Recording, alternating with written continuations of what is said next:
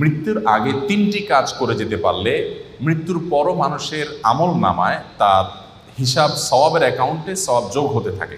3টি আমল নবী করিম সাল্লাল্লাহু আলাইহি ওয়াসাল্লাম বলেছেন, ইদা মাতাল ইনসান, মানুষ যখন মারা যায়, ইনকাতা আনহু আমালুহু, তার সমস্ত আমলের দুয়ার বন্ধ হয়ে যায়, ইল্লা মিন সালাস, তবে 3টা আমলের দুয়ার মানুষ মারা গেলেও বন্ধ হয় না।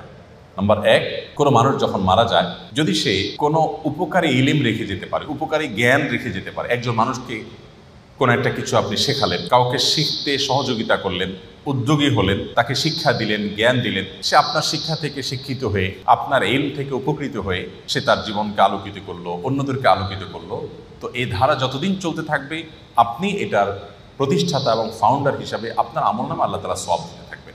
এটি গুরুত্বপূর্ণ একটা পয়েন্ট। সেটি জাগতিক কোনো উপকারী শিক্ষা হতে পারে, আবার দ্বীনি এবং ধর্মীয় শিক্ষা হতে পারে। আপনি একটি দোয়া জানলেন, আপনি একটা আমল জানলেন, সেটি আরেকজনকে শেখালেন, তিনি আরেকজনকে শেখালেন, তো এই পরম্পরা যতদিন চলতে থাকে ততদিন পর্যন্ত মানুষের মৃত্যুর পরও তার আমল নামে সওয়াব যুক্ত হতে থাকে। নাম্বার 2, সাদকায়ে জারিয়া। সাদকায়ে জারিয়া বলা হয় ওই দান, যে দানের উপকারিতাটা লং টাইম পর্যন্ত চলতে থাকে। আমরা সাধারণত ওয়ান টাইম দানে বা এককালীন দানে অভ্যস্ত, অথচ দানের জন্য আমাদের সবচেয়ে বেশি লক্ষ্য রাখা উচিত কোন দানটা সবচেয়ে বেশি লাস্টিং করবে, অর্থাৎ যেটার উপকারিতা দীর্ঘমেয়াদে থাকবে। ধরুন আপনি একজন গরিবকে 200 টাকা দিয়ে দিলেন, 500 টাকা দিয়ে দিলেন, এর চেয়ে উত্তম তার জন্য এমন একটা ব্যবস্থা করে দিন যে সেখান থেকে দীর্ঘমেয়াদে তার উপকারিতা সে পেতে থাকবে। আপনি একটা বৃক্ষরোপণ করলেন, বৃক্ষরোপণ করা সেটা আপনার নিজের বাড়ির ছাদে হতে পারে, আপনার ব্যালকনিতে, বারান্দায় হতে পারে, আপনি একটা গাছ লাগালেন, একেবারেই জাগতিক একটা বিষয়। এই গাছের অক্সিজেন আপনি ভোগ করবেন, এর ফল ফসল আপনি ভোগ করবেন, বাট আপনি নিয়তটা যদি এটা করেন, নবী করিম সাল্লাল্লাহু আলাইহি সাল্লাম সাদকায়ে জারিয়া হিসেবে গাছ লাগাতে বলেছেন। তিনি বলেছেন, মা মিন মুসলিমিন ইয়াগরিসু গারসান আও ইয়াজরাউ যারআ, কোনো মুসলমান যদি কোনো গাছ লাগায়, কোনো ফসল করে, এবং সেখান থেকে যদি কোনো পশু পাখি খায়, কোনো মানুষ খায়, কোনো পোকামাকড় খায়, কোনো কীট পতঙ্গ খায়, তাহলে তার সওয়াব পাবে। এটি সাদকায়ে জারিয়া, যে আমি মরে যাব কিন্তু আমার গাছের এই সওয়াব আমার আমলনামায় যুক্ত হতে থাকবে। আমি যদি 2-4-10,000 গাছ লাগিয়ে যেতে পারি, 200-400 গাছ লাগিয়ে যেতে পারি, তাহলে সেখান থেকে কিছু গাছও যদি টিকে যায়, এবং যতদিন টিকবে মানুষ অক্সিজেন পাবে, ছায়া পাবে, ফসল পাবে, ফল পাবে, মানুষের মৃত্যুর পর এই আমলটার সওয়াব যেতে থাকবে। তো এই সাদকায়ে জারিয়া, আমি একটা মসজিদ করলাম, একটা মাদ্রাসা করলাম, একটা স্কুল করে দিলাম, আমি একটা হাসপাতাল করে দিলাম, অথবা এত বড় লেভেলে করতে পারছি না, আমি যতটুকু পারি ততটুকু করলাম, তো এটা আমার মৃত্যু পরবর্তী জীবনে অনেক বেশি উপকার আনবে।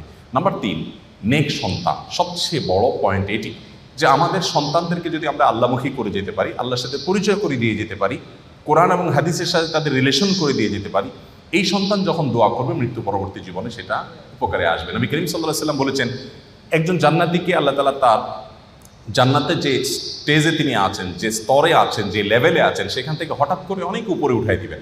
দেওয়ার পর জান্নাতি বলবে, আল্লাহ আমাকে এই স্তর থেকে এত আফার ক্লাসে নিয়ে যাওয়ার কারণটা কি? আমি তো এখন আর আমল করে নিজের মর্তবা মর্যাদা বৃদ্ধি করার কোনো সুযোগ নেই। তখন আল্লাহ তাআলা বলবেন, তুমি পৃথিবীতে যে সন্তান রেখে আসছো, সে তোমার জন্য যে দোয়া করেছে, তার প্রতিটি দোয়ার ফলশ্রুতিতে তোমার মর্যাদা এখানে বৃদ্ধি হচ্ছে। এই জন্য মানুষের নেক সন্তান বা সুসন্তান রেখে যেতে পারলে, তারা যদি মা বাবার জন্য দোয়া করে, সেটা অনেক বেশি উপকার আসে। আমরা আজকাল আমাদের মৃত আত্মীয় স্বজনের জন্য অন্যদের কাছে দোয়া চাই। অন্যদের কাছে দোয়া চাওয়া নিষেধ নয়, সেটা চাওয়া যেতে পারে, কিন্তু সবচেয়ে বড় কথা হলো সন্তান এবং পরিবারের সদস্যরা তারা দোয়া করবেন, এবং তাদের দোয়াতে যে নিষ্ঠা থাকবে, তাদের দোয়াতে যে ঐকান্তিকতা থাকবে, যে আন্তরিকতা থাকবে, সেটি অন্য 10 জনের দোয়াতে কখনোই আসবে না। সেই জায়গা থেকে আমাদের চেষ্টা করা উচিত। আমি সর্বশেষ যে পয়েন্টে কথা বলতে চাই খুব সংক্ষেপে, সেটি হলো আমাদের অনেক প্রিয়জনকে আমরা হারিয়েছি। তাদের মৃত্যুর পর আমরা জীবিতরা তাদের জন্য কি করতে পারি? নাম্বার 1, সবচেয়ে বড় করণীয় হলো তাদের জন্য আল্লাহর কাছে দোয়া করা। আল্লাহ রাব্বুল আলামিনের কাছে মৃত ব্যক্তির জন্য জীবিত ব্যক্তির দোয়া অনেক বেশি উপকারী। আমরা তাদের অন্য কোনো উপকার করতে পারবো না, শুধু দোয়া করতে পারবো। আর দোয়াটা এত ইফেক্টিভ যে আমার মৃত মা বাবা আত্মীয় স্বজন যেই হন না কেন, তার জন্য যদি আমি চোখের পানি ফেলে একান্তে আল্লাহর সাথে একটু কথা বলি, আল্লাহ আমার বাবাকে, আমার মাকে, অমুককে বা তমুককে আপনি মাফ করে দিন, তার ভুল ত্রুটি ক্ষমা করে দিন, তিনি মানুষ ছিলেন, অনেক ভুল ত্রুটি নিশ্চয়ই হয়েছে, আপনি ক্ষমা করুন, আল্লাহ তাআলার কাছে এই জিনিসটা অনেক বেশি প্রিয়। তো আমরা মৃত ব্যক্তির জন্য দোয়া করব। এই জন্য আপনি খুব গুছিয়ে কিছু বলতে পারছেন না, আপনি শুধু চোখের পানি ফেলতে জানেন, মনে মনে আল্লাহর কাছে চাওয়াটা পেশ করেন। আপনি আপনার বাবার, আপনার মায়ের, আপনার আত্মীয় স্বজনের জন্য মাগফিরাত আশা করেন, ক্ষমা আশা করেন, নাজাত আশা করেন, মুক্তি আশা করেন, জান্নাত প্রাপ্তির নিশ্চয়তা আশা করেন। শুধু এই কথাটাকে আপনি নিবেদন করেন, দুরূদ পড়ে আল্লাহ তাআলার কাছে দোয়াটা নিবেদন করেন, ইনশাআল্লাহ আল্লাহ তাআলা দোয়া কবুল করবেন। আল্লাহ তাআলা কোরআনে ঘোষণা দিয়েছেন, তোমরা দোয়া করো, আমি দোয়া কবুল করবো। অতএব মৃত ব্যক্তির জন্য দোয়া করাটা হলো সবচেয়ে প্রয়োজনীয় আমল, যেটি আমরা চলতে ফিরতে উঠতে বসতে আনুষ্ঠানিকতা ছাড়াও করতে পারি। দোয়ার জন্য কোনো আনুষ্ঠানিকতার কোনো প্রয়োজন নাই। আপনি কর্মক্ষেত্রে আছেন, হঠাৎ আপনি নিরিবিলি বসে আছেন, আপনি মনে মনে দোয়া শুরু করে দেন। আপনি হাত তুলে দোয়া করার দরকার নেই, ওযু নাই, তাও আপনি দোয়া করতে পারেন। দোয়াটা এত সহজ একটা আমল, যার কারণে আমরা সর্বক্ষণ আমাদের মৃত ব্যক্তিদের জন্য, আত্মীয় স্বজনের দোয়া করব। নাম্বার 2, সাদাকা, যেটা একটু আগে আমি বলছিলাম, দান করা, মৃত ব্যক্তিদের তরফ থেকে দান করা। আপনি যে কোনো একটা দান করলেন, 100টা টাকা দান করলেন, দেওয়ার সময় আপনার ইন্টেনশন থাকবে, আল্লাহ এই দানের যে সওয়াবটা, এটা আমার নয়, আমার বাবার অ্যাকাউন্টে, আমার মায়ের অ্যাকাউন্টে আপনি জমা করে দিবেন, তার তরফ থেকে আমি দান করলাম। এটা একটা দারুণ স্কোপ, যে তারা দান করতে পারছেন না, কিন্তু আমরা তাদের হয়ে দান করতে পারছি, এটা শরীয়ত অ্যালাউ করে। এবং এক্ষেত্রেও সাদকা জারিয়া সবচেয়ে উত্তম। একজন ব্যক্তি এসে নবী করিম সাল্লাল্লাহু আলাইহি ওয়াসাল্লামের কাছে বলেছেন, ইয়া রাসূলুল্লাহ, আমার একটা কূপ আছে, পানির, সেখান থেকে পানি পান করে মানুষ উপকার হয়, আমি এটা আমার মায়ের তরফ থেকে দান করতে চাই। নবীজি বললেন, অবশ্যই তুমি করতে পারো, সে সুযোগ আছে এবং এর সওয়াব তোমার মায়ের অ্যাকাউন্টে জমা হতে থাকবে। বিধায় আমরা আমাদের মৃত ব্যক্তির তরফ থেকে দান করতে পারি। বিশেষ করে দানের একটা অংশ আমাদের সবসময় থাকা উচিত আমাদের বাবা মাকে, যারা আমরা হারিয়েছি, যাদের কাছে আমাদের চিরঋণী আমরা, তাদের জন্য আমাদের দোয়ার একটা অংশ, দানের একটা অংশ থাকবে। দেওয়ার সময় নিয়ত থাকবে, আল্লাহ এই টাকাটার সওয়াবটা আমি তার জন্য দিতে চাই। তার জন্য দিলে আল্লাহ তাআলা আপনাকেও মাহরুম করবেন না ইনশাআল্লাহ। নাম্বার 3, হজ এবং উমরা। তবে দানের ক্ষেত্রে আমরা একটু আগে যে বলছিলাম, স্থায়ী দান হলে সেটা ভালো, কোনো স্থাপনা তৈরি করা, এমন কিছু করা যেটা দীর্ঘমেয়াদে থাকবে, সেটি। 3 নম্বর আমল হলো হজ এবং উমরা। মৃত ব্যক্তির তরফ থেকে হজ উমরা করা যায়।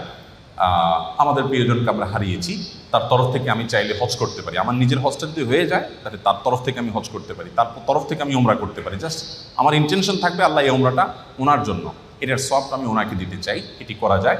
এবং নবী করিম সাল্লাল্লাহু আলাইহি ওয়াসাল্লাম সম্পর্কে একাধিক সাহাবী জিজ্ঞাসা করেছেন কারোর বাবা, কারোর মায়ের জন্য, যে আমি তাদের তরফ থেকে হজ করতে চাই। নবী সাল্লাল্লাহু আলাইহি ওয়াসাল্লাম এটাকে অ্যালাউ করেছেন, বলেছেন হ্যাঁ তুমি এটা করতে পারো এবং সওয়াব তিনি পাবেন। চতুর্থত যে আমলটি করতে পারি তা হলো রোজা। বিশেষ করে কোনো ফরজ রোজা যদি তারা না রেখে থাকেন, আপনি তার রোজাগুলো রেখে দিতে পারবেন। মান্যতের কোনো রোজা থাকলে সেগুলো আপনি রেখে দিতে পারবেন।